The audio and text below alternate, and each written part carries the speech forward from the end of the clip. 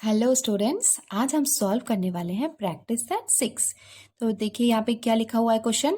Right the names of pairs of congruent line segment, use a divider to find them. मतलब हम यहाँ पे क्या करने वाले हैं, हमको पेयर्स बनाने हैं। किसके पेयर्स बनाने हैं? कॉन्ग्रुएंट लाइन सेगमेंट्स के पेयर्स बनाने हैं। पेयर्स मतलब टू। और लाइन सेगमेंट तो आपको पता है, जैसे ये जीबी है या जीएन है या एमजी है, ये सब क्या है? लाइन सेगमेंट है।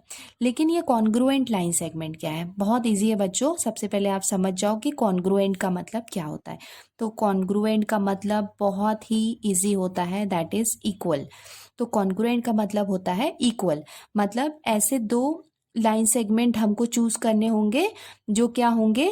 इक्वल लेंथ के होंगे। मतलब इक्वल लेंथ के जो लाइन सेगमेंट होते हैं उनको हम कहते हैं congruent line segment. Now use a divider to find them. तो हमको यहाँ पे इस फिगर में फाइंड आउट करना है, तो उसके लिए हम ये डिवाइडर यूज करने वाले हैं। तो ये है हमारा डिवाइडर जिसको हम यूज करने वाले हैं कॉन्ग्रुएंट लाइन यानी कि इक्वल लाइन सेगमेंट को फाइंड आउट करने के लिए। तो ये हुआ, सबसे पहले हमने ये एक मिड पॉइंट पे जी में और ये एक एम में यहाँ पे हमने रख दिया।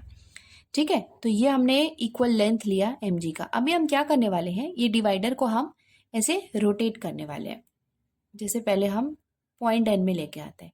तो आप पॉइंट एंड में लेके आए तो आपने देखा कि ये दोनों की लेंथ बिल्कुल इक्वल है। अगर आप डिवाइडर से ऐसे चेक करेंगे तो यहाँ पे आप देख सकते हैं एम जी और एन जी जो है वो क्या है? बिल्कुल इक्वल लेंथ के हैं।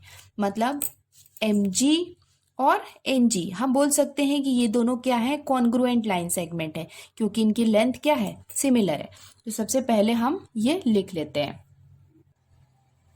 तो ये हमारा, हमने सबसे पहला पेयर लिख लिया, segment M G is congruent to segment N G. मतलब सेगमेंट एम जी और सेगमेंट एन जी ये दोनों की लेंथ क्या है? इक्वल है। That means they both are congruent to each other. अब हम आगे बढ़ते हैं। अब हमने ये साइज को चेंज नहीं किया है, ये हमने जो एम जी में लिया था यहाँ पे वही है। और हमने चेक कर लिया कि जो एन जी है वो भी क्या है? कॉन्ग्रुएंट है। नाउ नेक्स्ट हम इसको ऐसे रोटेट करते हैं हम बी पॉइंट पे। आप देखेंगे कि बी का जो लेंथ है ना, जो लाइन सेगमेंट की जो लेंथ है वो ज़्यादा है। मतलब एम जी और जो बी जी है वो कॉन्ग्रुएंट नहीं है, क्योंकि दोनों की लेंथ इक्वल नहीं है। अब हम कंटिन्यू करते हैं रोटेट करना। अब हम पहुंचते हैं पॉइंट आर में।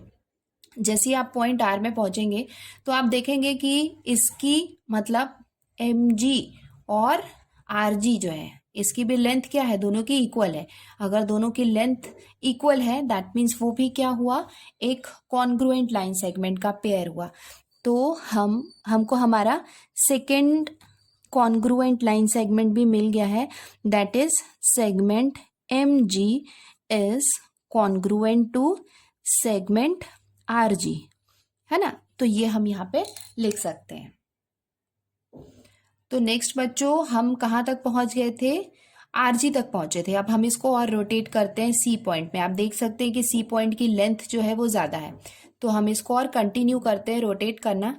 तो आप पहुंचते हैं पॉइंट ई पे। जब आप पॉइंट ई पे पहुंचेंगे तो आप देख सकते हैं कि ईजी की लेंथ जो है वो भी क्या है? एमजी के इक्वल है। अगर आप इसको रोटेट करेंगे और तो आप देख सकते हैं कि एमजी और ईजी जो है इसकी भी लेंथ क्या है? दोनों की इक्वल है। That means we can consider it as a pair of congruent angle. तो ये भी हम लिख सकते हैं, segment M G is congruent to segment E ji.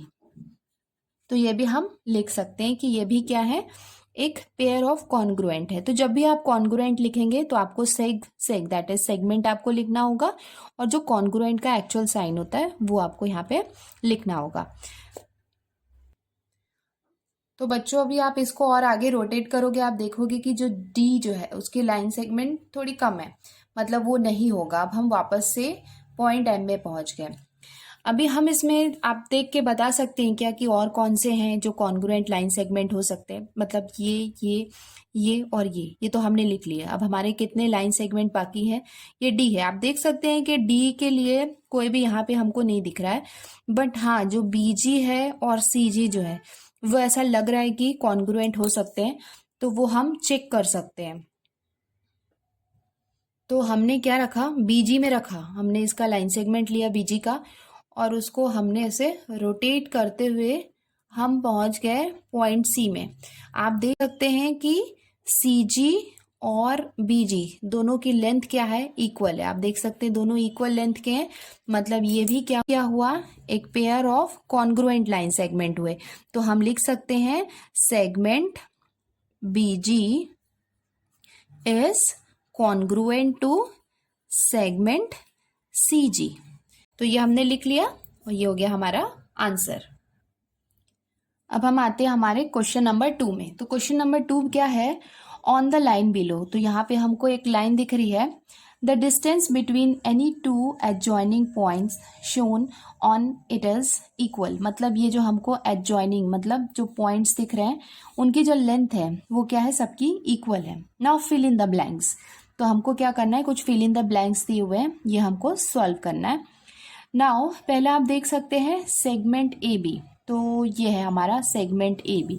Segment A B is congruent to segment dash.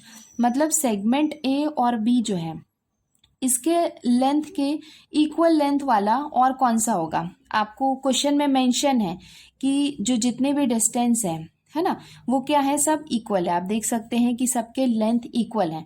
तो अगर आपने ये 2 पॉइंट लिया है यहाँ पे ए बी, तो आप यहाँ पे जितने भी आपको पॉइंट्स दिख रहे हैं ए बी को छोड़ के आप कोई भी पॉइंट ले सकते हैं, है ना।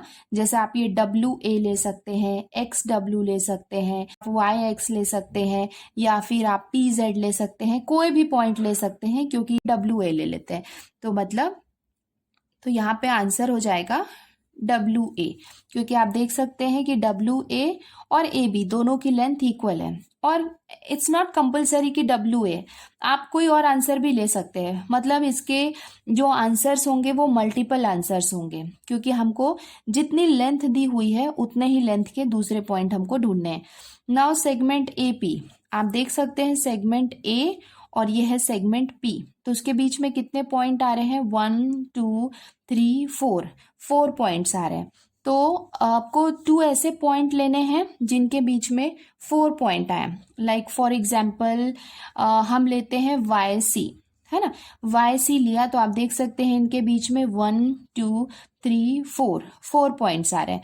तो हम लिख सकते हैं segment A P is congruent to segment Y C. Answers जो हैं ये डिफर कर सकते हैं। मतलब आप YC ले सकते हैं, अगर आप Z से स्टार्ट कर रहे हैं तो आप ZB भी हो सकता है इसका आंसर, क्योंकि इसके बीच में भी 4 पॉइंट्स आ रहे हैं। मतलब सेगमेंट आप कोई भी ले सकते हैं, मतलब उनका डिस्टेंस जो है वो सेम होना चाहिए। Either you can choose any point.